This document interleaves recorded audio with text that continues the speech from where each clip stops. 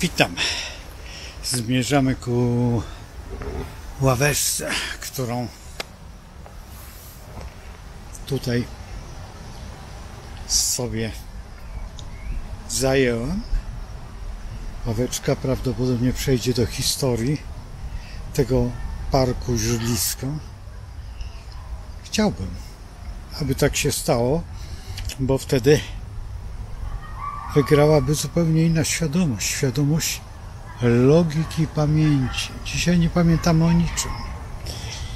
No cóż, dzisiejszy kosmogram jest dosyć interesujący. Ja tutaj oczywiście posiadam spełniony wydruk. Zaraz go ujrzymy. Wiatr dosyć ostro hula, no ale trudno. Już przyglądamy się naszemu kosmogramowi. Oj, nie w tą stronę jak zawsze. Mała pomyłka. A, mamy kosmogram. Słońce mamy w Baranie oczywiście, w Dłatasamsie koziorożca. Ale dzisiaj o koziorożcu o tej Dładzie będziemy bardzo mało mówić, dlatego że ta Dłada była wczoraj omawiana, a dzisiaj będziemy omawiać zupełnie inaczej, nie Dłada, co bardziej znak, który jest reprezentowany w każdym dniu po naszym nowiu. Rozpoczynamy nie od 8, od 9 kwietnia, a dzisiaj mamy 13 kwiecień 2024 rok. To oczywiście jest zmienne, zawsze jest wszystko zmienne, wszystko przechodzi przez, jako nazwijmy to dynamiką w astrologii, a w rzeczywistości w ruchu planetarnym, który na szczęście jest nieprzewidywalny, tak jak nieprzewidywalne wszystko jest to, co jest w przyrodzie. Okazuje się, że Ziemia raz przyspiesza, raz opóźnia. To wszystko, mimo to, że są zegary kwasarowe, czy jeszcze jakieś inne atomowe, one mają swoje znaczenie też w programowaniu pewnego czasu, ale czas jest względnością i też w pewnym sensie sumiennością.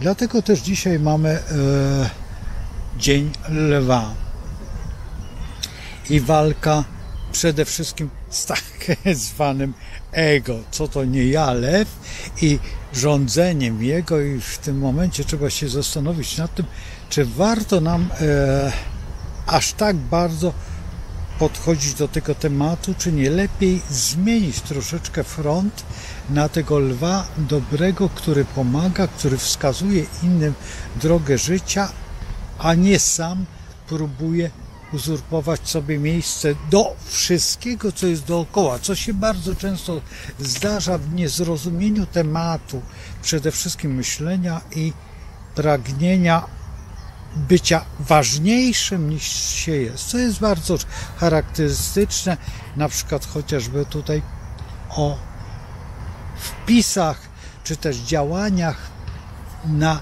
YouTubie. Niektórzy próbują świadomie czy nieświadomie wywyższyć siebie, bo coś wiedzą, albo coś im się nie podoba, albo w ogóle nie pojmują tematu i próbują właśnie zabłysnąć swoją elokwencją, czy też swoim doznaniem iskry świadomości, która właściwie jest mniej niż zero. Tak jak kiedyś była taka piosenka, albo w założeniu ten kawałek podłogi jest mój, który reprezentuje zupełnie inną, bo poprzednią historię Zodiaku, czyli Raka. Dlaczego wracam do raka? Bo wczoraj był rak, a dzisiaj już mamy lwa i lew daje nam zupełnie nowe spojrzenie w tą całą deklarację naszego myślenia, czy też podejścia do życia, do tego wszystkiego, co jest dla nas tak bardzo adekwatne, żywe, a przede wszystkim to pozbycie się tego swojego właściwie autorytetu, co to nie ja, kim ja nie jestem, dotyczy właściwie każdego z nas i każdy, kto jest Polakiem, ma to mocno zaznaczone i każdy Polak ma właśnie ten zwyczaj, że jest świadomy swojej świadomości. Oczywiście, że próbuje się to w tej chwili bardzo likwidować, czy też zmuszać nas do pewnego ustępstwa, co nie jest w gruncie rzeczy dobrą rzeczą ze względu prozaicznego.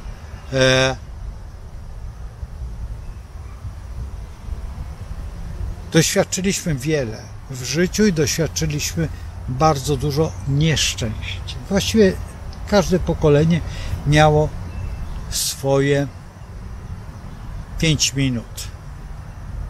Dzisiaj te 5 minut jest zmienione zupełnie w innej formie i w innym działaniu. Czy to działanie jest faktem, czy tylko podejrzliwością tego wszystkiego, co nas doprowadza do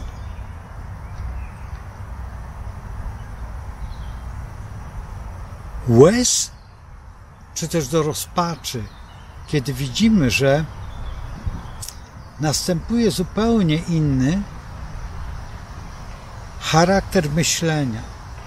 To właśnie lew ma za zadanie pomagać innym w znalezieniu swojej drogi.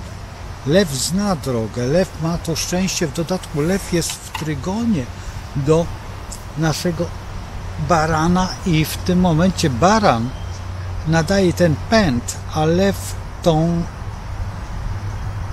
władzę, ale jednocześnie też wywyższanie się, co jest błędem, gdy my w tej chwili musimy podjąć zupełnie inne formy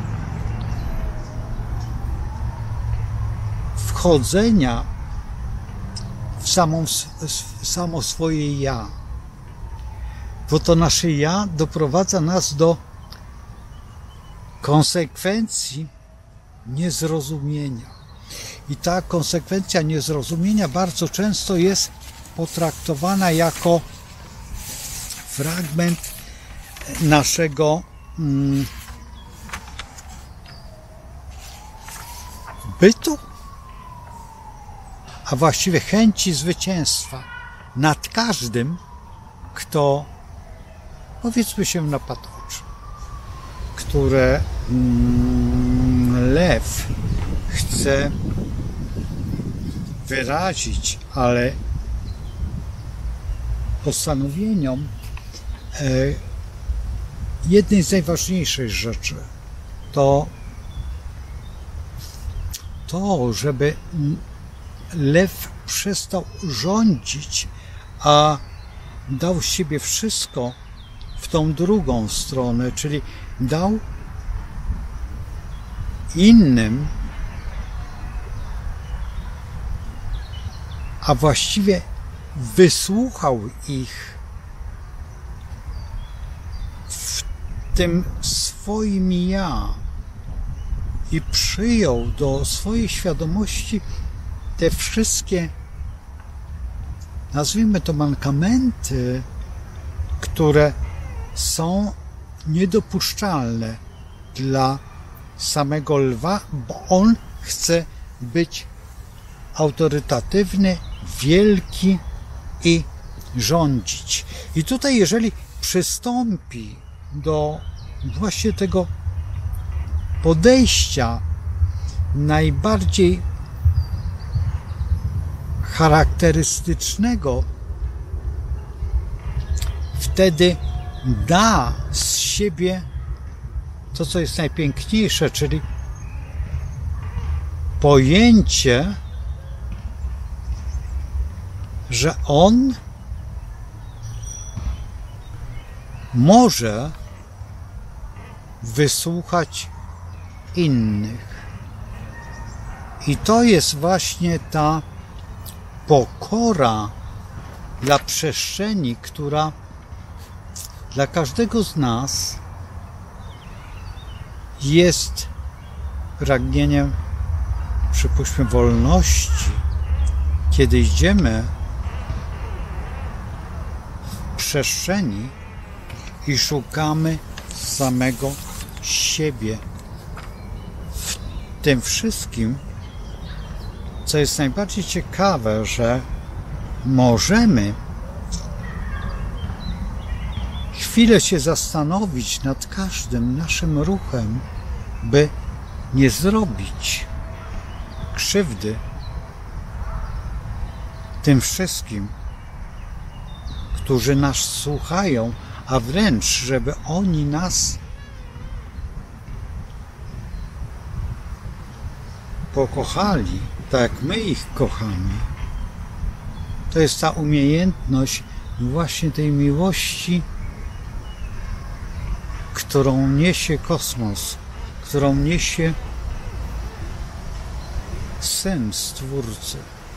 To jest największe zwycięstwo tego wszystkiego, co dookoła nas się toczy, i w tej chwili, właśnie w tym dniu i od tego dnia możemy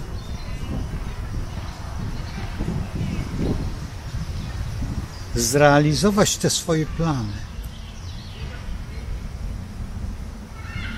To jeszcze jest mało, dlatego że po drugiej stronie tego wszystkiego mamy wodnika.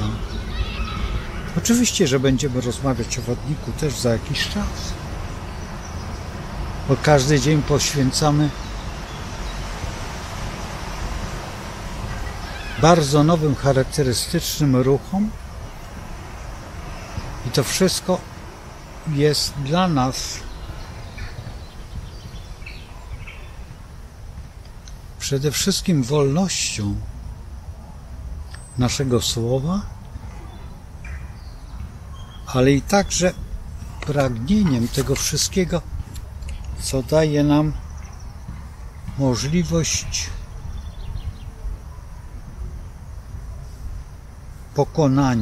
pokonania tego, co jest w nas tak szalenie ważne.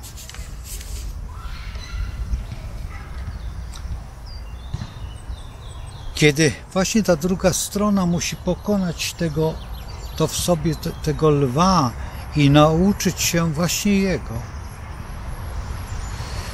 Niech wprowadzi go właśnie promień światła, promień myśli i promień w pewnym sensie pewnej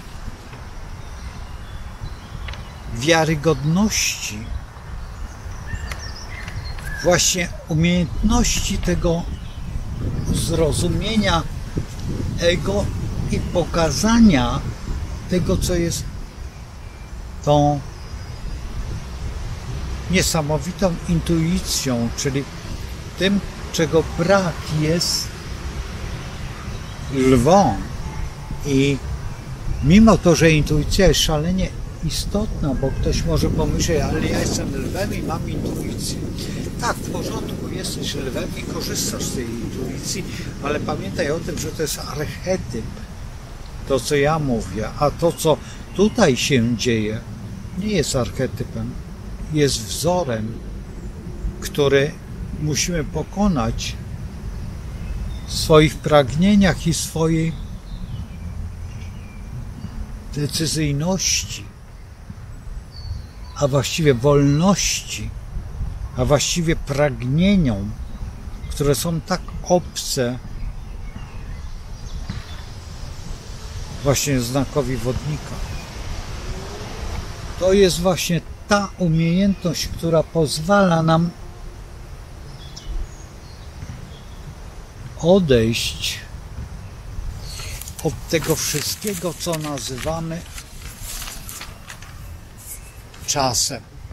Czasem tej drogi, która jest wolnością. To właśnie wodnik musi pojąć, że nie zawsze ma rację, że ta jego historia jest tylko historią przez niego wymyśloną, a nie zawsze jest ona pragnieniem wszystkich innych. A on musi w tym momencie pojąć, że nie jest sam, lecz w całej grupie, która daje nam tą charakterystykę zrozumienia każdego momentu, każdego fragmentu naszego życia, po to, by nie nałożyć swojego jarzma w tym wszystkim, co jest w pewnym sensie nawet tragedią. Czas ten można wykorzystać do opieki tego zjawiska, które jest dookoła nas, a przede wszystkim pragnienia i urzeczywistnienia tego, co dajemy innym. Bardzo trudno jest poświęcić siebie dla innych, by oni się utożsamili z Tobą i chcieli, abyś był w ich marzeniach i w ich pragnieniach bycia. Ponieważ każde dojście do pewnych zagadnień jest zagadnieniem dość, nazwijmy to, prymitywnym. Każde skupienie uwagi na właśnie jakiejś postaci daje zupełnie inną myśl. Dlatego, że chęć pomocy drugiemu człowiekowi daje w pewnym sensie wolność i umiejętność i pragnieniom tego wszystkiego, co byśmy chcieli w pewnym sensie uzyskać. A to jest dla nas największym kłopotem. Właśnie ta koncentracja tego wszystkiego, co jest skupieniem na innych, daje nam tą wolność i właśnie tą lewiastość, a nie ten tryb myślenia wodnika, który jest dla nas tak szalenie istotny, ponieważ danie komuś siebie w umiejętności zrozumienia tematu, to tak jakbyśmy poświęcili siebie. Oddał życie Jezus, ponieważ poddał się woli Ojca, będąc właśnie rybą i wszedł w ten cofnięty świat dla Niego, czyli pojął, czego się człowiek najbardziej boi. I właśnie to jest tą głębią wodnika. Lęk przed tym, że coś straci. A jeżeli straci, to wygra. Dlatego jest ta różnica pomiędzy działaniem Jego a odejściem Judasza.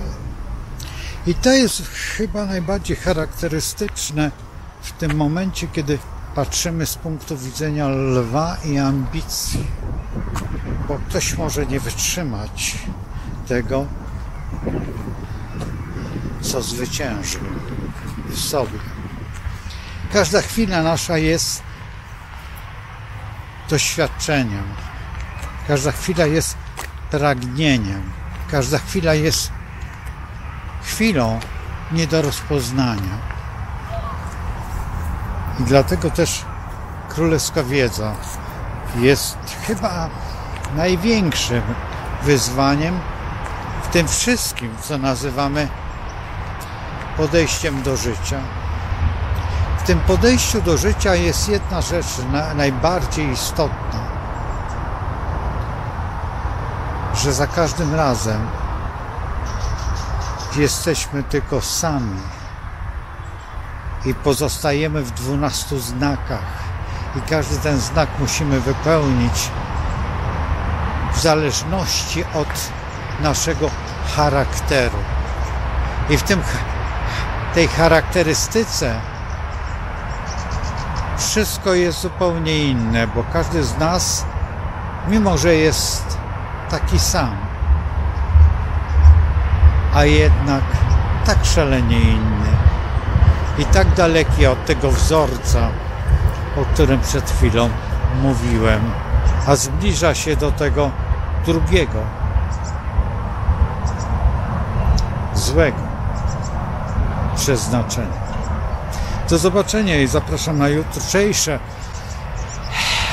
historie, które są związane z królewską wiedzą, a najbardziej z archetypem naszego myślenia, z naszego podejścia do działania. To jest ta królewska wiedza, która jest tak szalenie głęboko w nas zakorzeniona.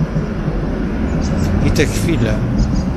Także bardzo proszę o subskrypcję, bardzo proszę o te łapki i bardzo proszę o te wpisy, które są tak wspaniałe, bo nic nie ma piękniejszego jak te wpisy, które czytają inni i uczą się świadomego myślenia, bo dzisiaj ta świadomość odpływa dosłownie gdzieś w schemat racjonalnego oglądania przestrzeni, którą nam wykreowano.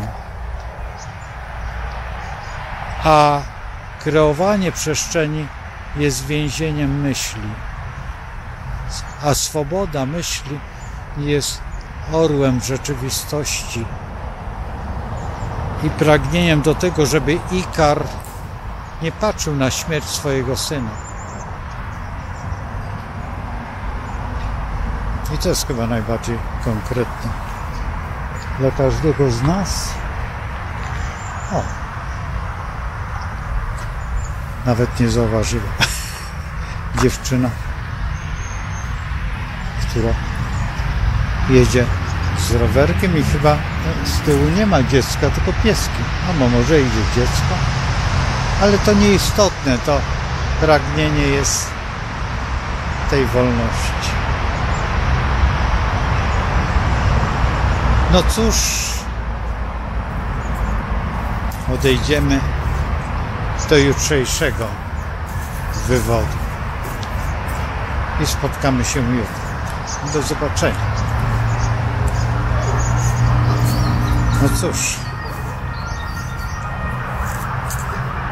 o mój Boże.